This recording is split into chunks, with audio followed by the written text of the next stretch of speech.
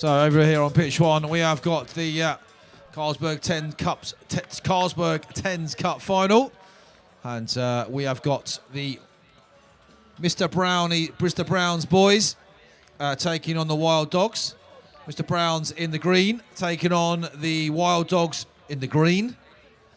It's very useful, both these teams being in green. There'll be a melee, but the Browns boys are in the green with the slight blue, and the Wild Dogs are in the green with the multicoloured side strips here. And 10-a-side here, so we see a slightly different brand of rugby here. Slightly more close to the 15-a-side that we're used to. And we'll see a few more, a little bit less space out there. And you'll see that the game will be reflected in that. I shouldn't think we'll get as high a score, but we are going to see some physical battles, I believe, in the middle of the park here between these two. That's what we're seeing. Loads of cheers down here from the Wild Dogs bench for that turn of it. And a lovely little offload from the number 12. Outrageous stuff from the Wild Dogs, but a penalty turning over. Of course, we've seen plenty of the Wild Dogs 7 set up here, having reached the semi-finals of the Ladies Elite Cup and National Cup, losing out both times, unfortunately, to Armed Forces.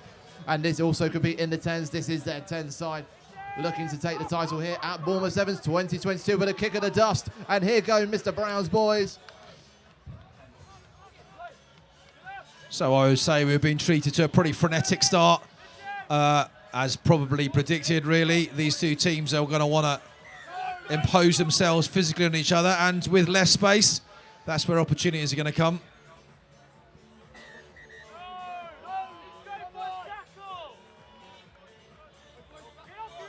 Well, we got our first yellow card, and it's the Wild Dogs that go down to 9. And Mr. Brown's boys then, they are going to be slight numerical advantage. Now's the opportunity out wide if they can find a good pass. And they do. Wow, Levin's got some pace outside. He is rapid, and that is a try there for Mr. Brown's boys. I got my first real 6-string, bought it at the 5 and dime. Played it till my fingers bled. Was the summer of '69. Me and some guys from school had a band and we tried real hard. Jimmy quit, Jody got married.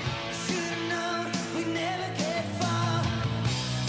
But when I look back now, the summer seemed to last for Well, conversion not quite coming across, but it's still Mr. Brown's boys taking the lead here.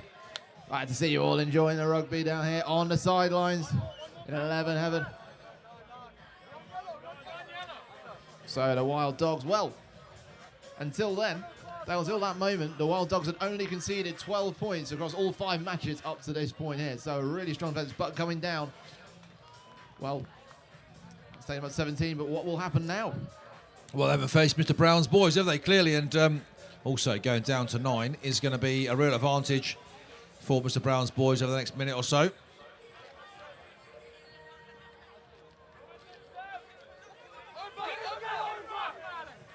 More fans of big numbers here in the Wild Dogs 10s team, number 70.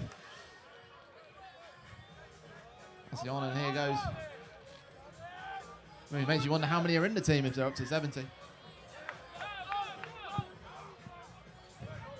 The Wild Dogs winning the penalty now. Suddenly they're on the charge. They've got 9 men going up against 10. So really the pitch should be a bit tight for them, but they're managing to keep that width.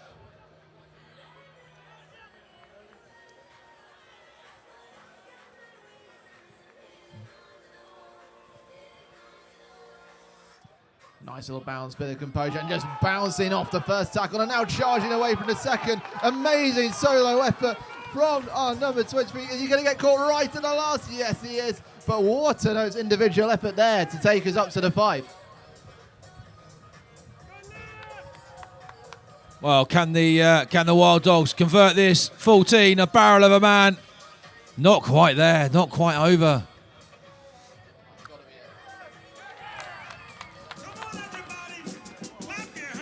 Well, they touched down. And Draw level. What a break, though, through the middle. Great, powerful break.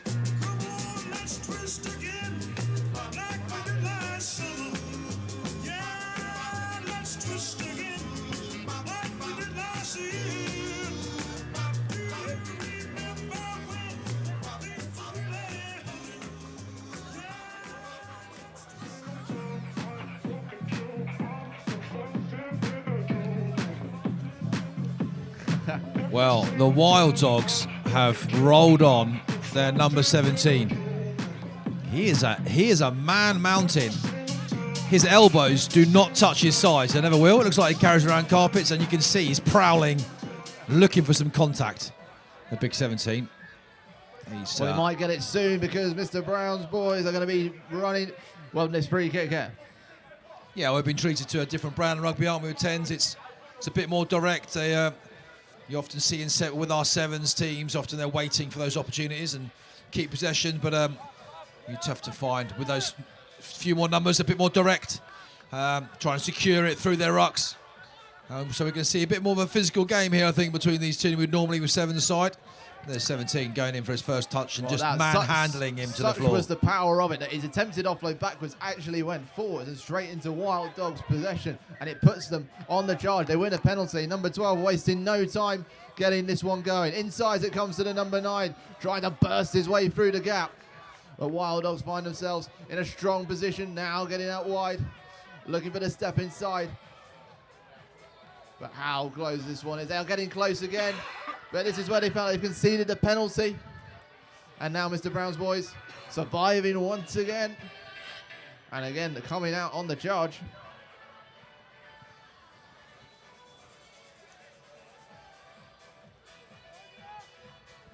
So style of play here, much more similar to the 15-a-side that we're used to. It's these two teams direct, playing direct contact rugby. It's certainly the Wild Dogs at the moment winning the arm wrestle between these two teams, I would say, physically.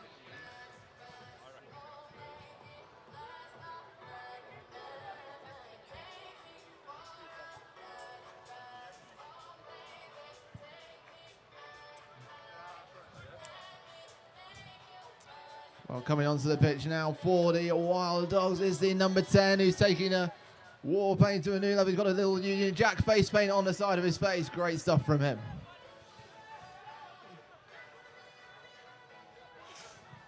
But the line out, it will be Mr. Brown's boys looking to win this and accelerate, try and get out wide as quick as they can, keep the Wild Dogs tight.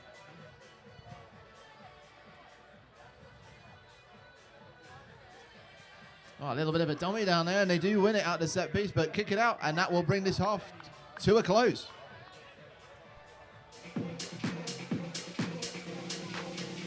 Half time here then, pitch one. Nothing to choose between these two teams.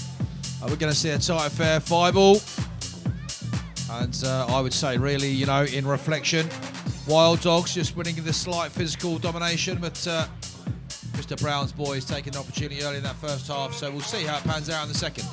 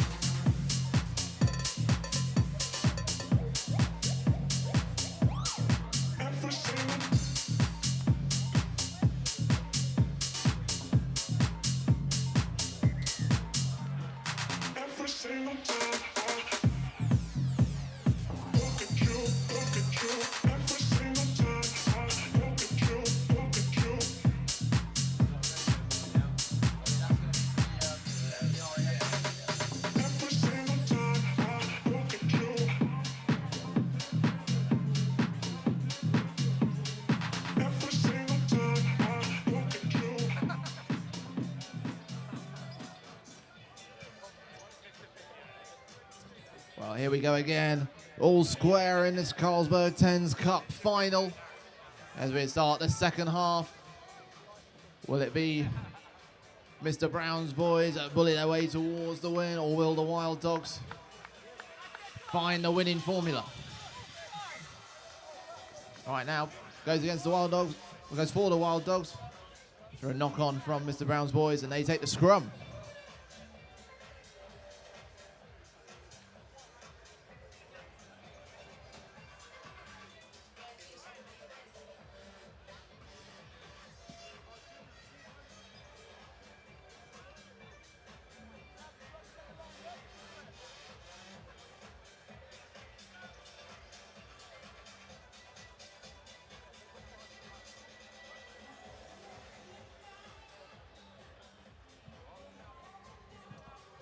So here we go, a hotly contested scrum, this one.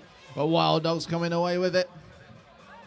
Let's see what the number's going to do. He's got a little chip in mind. Has he got the pace to get onto it? No, the 14. We've already seen he's pretty rapid, this one. And he comes away with it for Mr. Brown's boys.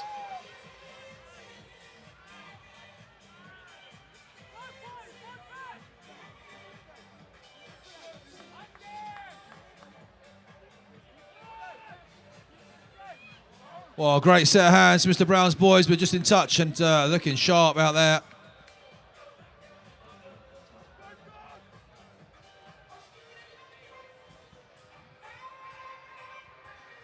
Is that for the RF? Is that for the... Go take it down.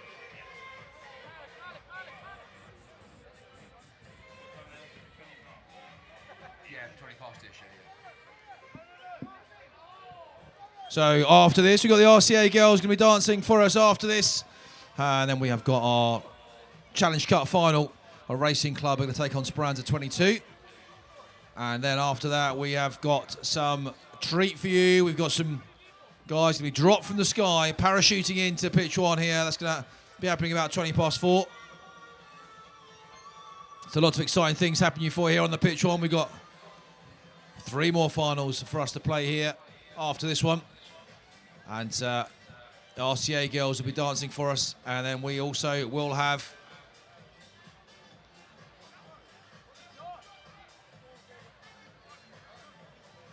parachutists coming in and landing on the middle of this pitch. Just about 20 past 4 that's going to be. But here on pitch one, we've got this intriguing affair between these two teams. A tight affair, 5-all. Nothing much between the two of them. And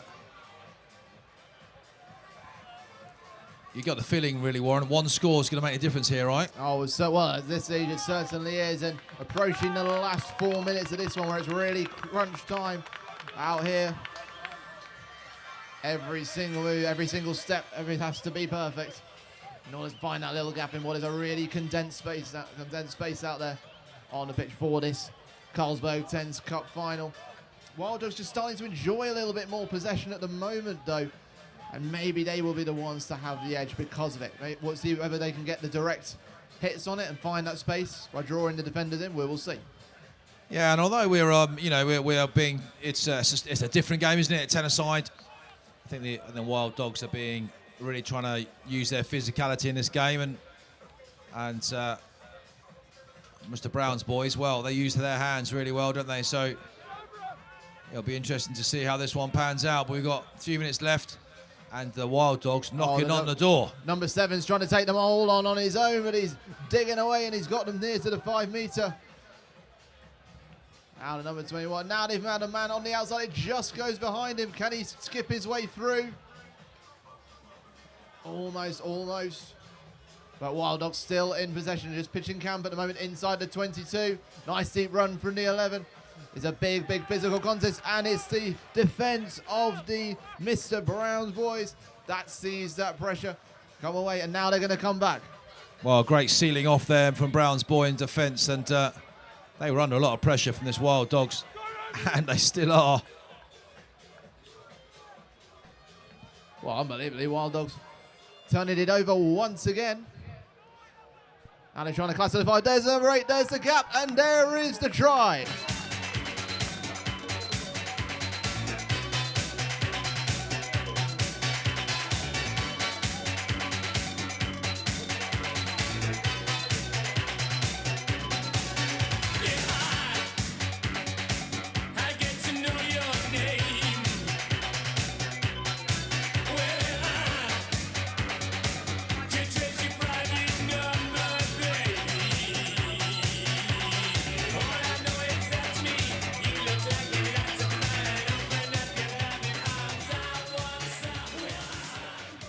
They're not quite finding the post, but still Wild Dogs crucially taking the lead with just over 90 seconds to go of this Carlsberg 10s Cup final.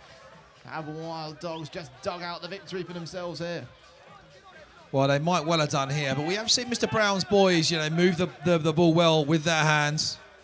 So this restart is going to be key because the Wild Dogs, they're going to want to they've gone deep, quite sensibly gone deep. It's a long way for Mr. Brown's boys, but let's see what they got here. Score of the first try, and he knows he likes to take people on. What a tap tackle that is.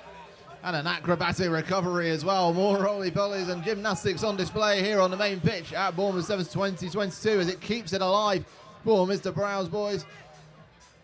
And they just get onto the 10. Well, the Wild Dogs are staying ferocious in their defence. Well, 15 on the Browns boys is calling for it out wide, but once again, it's that physicality from the Wild Dogs which has made that ball knock on, and no advantage. Oh, penalty though, penalty to the Mr. Browns boys. 30 seconds to go. An opportunity from their own 10 metre. Can they make this one count? Let's see how they do. Well, a chip over the top. They're going to send the number 14 running. He just bounces behind him.